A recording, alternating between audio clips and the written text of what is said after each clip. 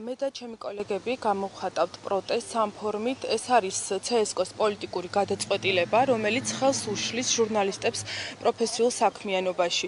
მე მართლა არ ვიცი თუ როგორ შევძლებთ მუშაობას არჩევნების დღეს. ეს არის მიზანმიმართულად, ანუ იმ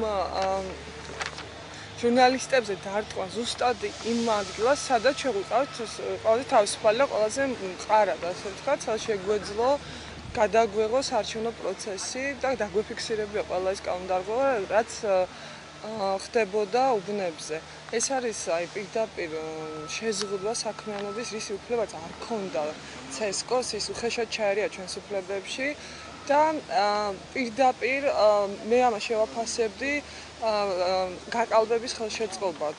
მე გუშინაც გავაკეთე ამის შესახებ განცხადება, რომ ხარატიშვილმა ამ გადაწყვეტილებით, CSKO-მ ზოგადად ამ გადაწყვეტილებით ხელი შეუწყო არჩევნების ტოტალურ გაყალბებას, რომელსაც აპირებს ხელისუფლება, როგორ ჩანს.